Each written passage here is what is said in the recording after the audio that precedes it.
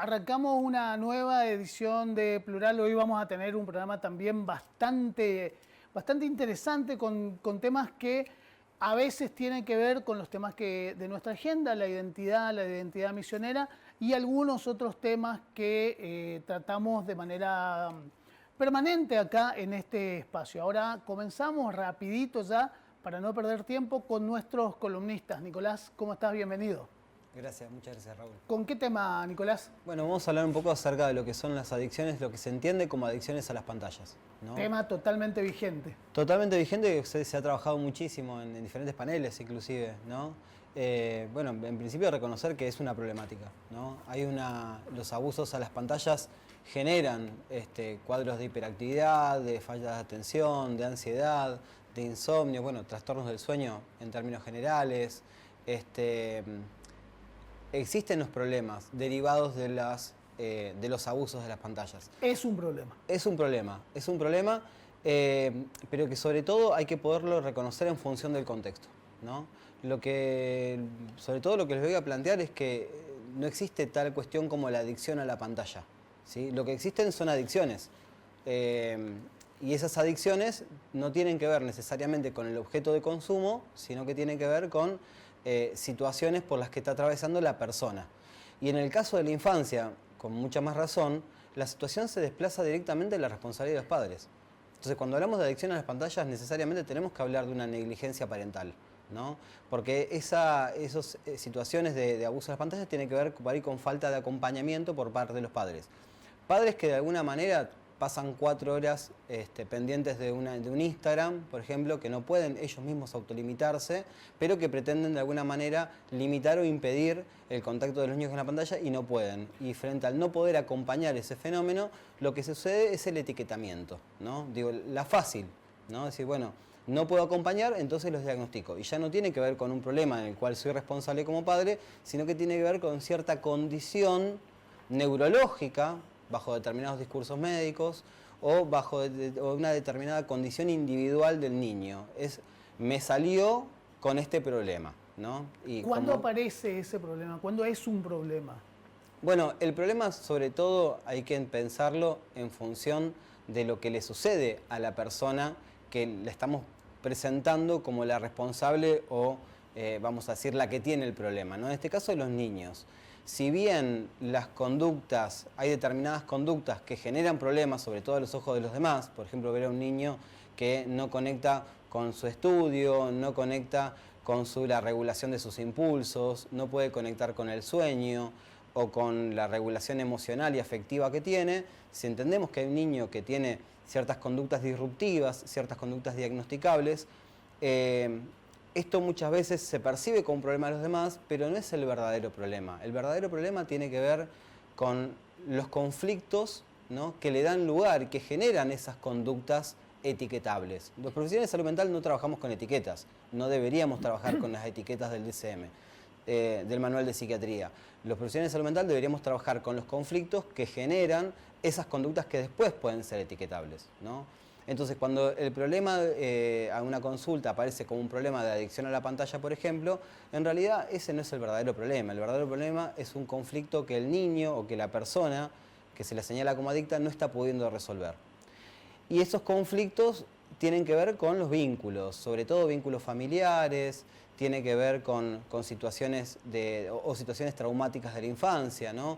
Con cuestiones de abandono, de negligencia por parte de los padres, de violencia o disfuncionalidad intrafamiliar en las relaciones entre los padres, silenciamientos de esos secretos familiares y muchas veces hasta podría hablar de faltas de sintonización con el niño, falta de sintonía, de conexión emocional con el niño, ¿no? Padres que están muy en la suya, muy conectados con el trabajo, con la economía, con resolver determinadas situaciones amorosas, afectivas, sexuales, y que de alguna manera no tienen el resto de energía para conectar con los niños. Y obviamente esto también tiene que ver con el contexto social, económico y político en el cual las familias van desarrollando sus crianzas, sus métodos de crianza con el niño, ¿no? Entonces yo creo que esta pseudo patología infantil y llamada adicción a las pantallas, en realidad tiene que ver con una problemática muy contemporánea. A eso iba. ¿Es adicción a las pantallas cuando hablamos del celular o esto viene de los años 70, ponerle con la televisión o eso no existía? Esa adicción a esas pantallas. Eso no existía porque no se tenía el acceso que se tiene hoy, ¿no? Sobre todo pensemos en los contenidos de los televisores de hace tantos años atrás. Eran contenidos que tenían una trama, que había que sentarse en una trama, que se compartía inclusive. En familia, claro. Se compartía en familia, sea una película, sea una novela, sea una serie. Hoy por hoy los contenidos están muy sectorizados, apuntan a lo individual. Los reels tienen muy poca duración, lo cual esto lleva también a una falta de una incapacidad, o cierta incapacidad para controlar las frustraciones. Apunta hacia lo inmediato, el placer inmediato, ¿no? La dopamina, esto de que te genera un placer inmediato, una satisfacción inmediata y automáticamente paso a otro reel y paso a otro reel y duran segundos, ¿no? Y en esos reels no hay una trama, no hay algo donde yo me pueda comprometer o poder pensar mi propia existencia, mi propia cotidianidad frente a eso. Se tratan de cuestiones de curiosidad, de entretenimiento puro, absoluto, que no plantean ningún tipo de desafío cognitivo a la persona que está mirando, ¿no? Y me parece que esto no es un problema de los niños, es un problema social. ¿Qué desafío cognitivo debería poder presentar cuando decís no presenta ninguno? ¿Qué podría tener para que lo entendamos? Desafío cognitivo me refiero a las funciones cognitivas, a la memoria, a la atención, a la orientación temporal, a la capacidad de razonamiento para resolver determinados conflictos o problemáticas, a las posibilidades de tramitar ese pensamiento a través del lenguaje, ¿no? Uno en los reels está absolutamente como un espectador de que algo que va sucediendo en una vorágine de contenidos que al cuarto reel ya no me acuerdo que viene el primero. Claro. ¿No? Por eso digo, no genera una trama que al sujeto lo pueda comprometer con eso. Es simplemente una cuestión de algo fugaz, un entretenimiento rápido, placentero y nada más, ¿no? ¿Qué afecta, aparte de la memoria, digamos? ¿Qué impacto tiene en la salud de un chico todo esto?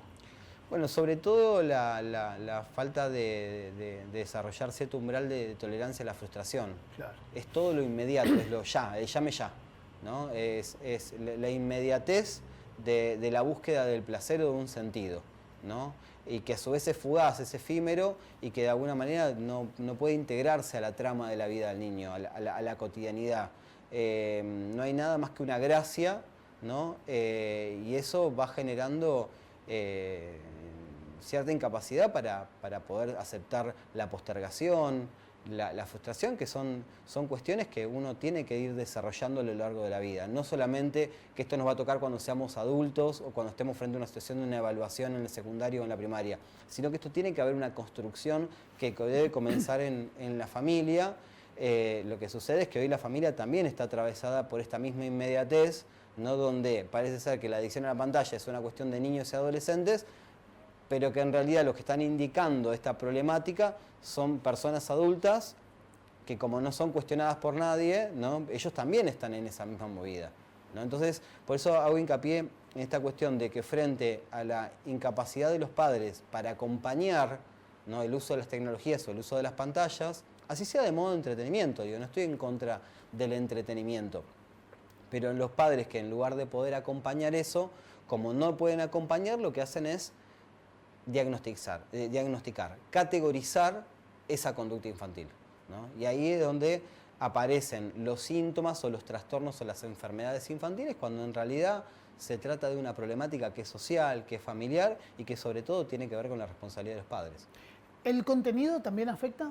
El contenido, digamos, ¿hay ahí un mensaje, un esto lo han trabajado, tendencioso? Sí, por supuesto. Los algoritmos, esto lo han trabajado también otros compañeros en otros paneles, ¿no?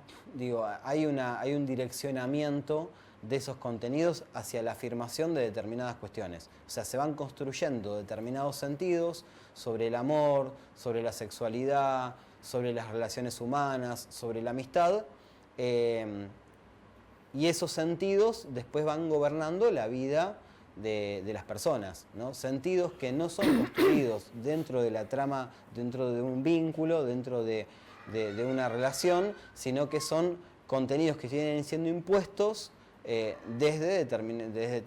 justamente desde las pantallas, ¿no? ¿Cómo se revierte? Te llega un chico, una familia con una adicción a la pantalla. ¿Qué se hace? Bueno, ¿Se le quita nada más? Primero responsabilizar a los responsables. O sea, no hablar de culpa, porque esto no lleva a ningún lado, sí hablar de responsabilidad, ¿no? La responsabilidad de lo que le pasa a un niño es responsabilidad de los padres. Entonces, lo primero que se tiene que hacer es tomar conciencia de las consecuencias nocivas que tienen para los niños el uso desregulado de las pantallas, ¿no? Tomando conciencia de eso, se espera que los adultos puedan intervenir, ¿no? Y los adultos realmente comprometidos con la crianza de los niños puedan intervenir. Cuando esto no es posible, estamos hablando de una problemática de salud mental, pero no una problemática del niño, sino, diría yo, una problemática de los adultos que no pueden conectar con la crianza de sus hijos, ¿no? ¿Se estudia, se analiza, se mira, se observa este problema en los adultos? Yo creo que inclusive desde los contenidos, hoy por hoy en las redes sociales hay mucho influencer. A veces hay muy poco profesional de salud mental y hay mucho influencer, ¿no? Por eso están tan instaladas determinadas categorías como el tóxico, el narcisista, el que tiene apego evitativo, el que tiene apego dependiente, apego emocional. Estas categorías de alguna manera van construyendo sentidos.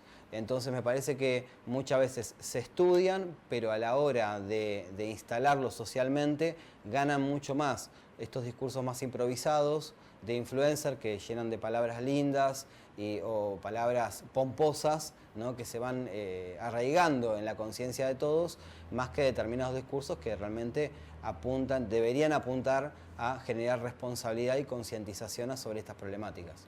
Nicolás, hay países que están prohibiendo el uso de los celulares hasta los 13 años. Recién lo habilitan ahí. ¿Es una salida esa?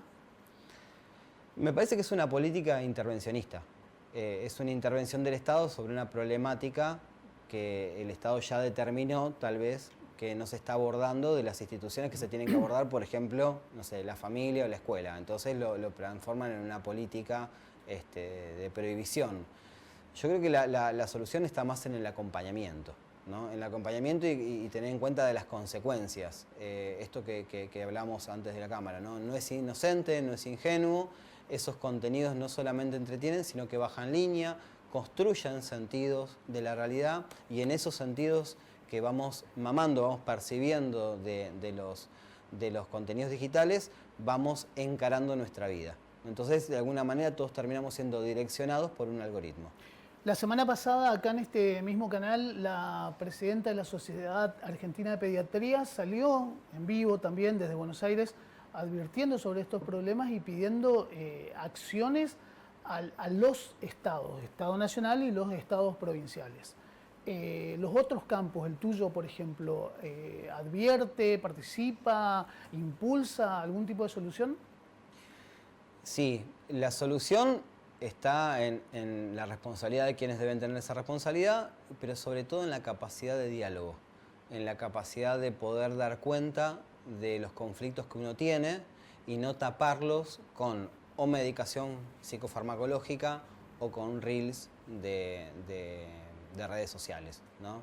Me parece que la resolución está justamente en el diálogo, está en la conexión humana, está en la habilitación de sentimientos que a veces son categorizados como trastornos, como la ansiedad, la angustia, la tristeza, la frustración.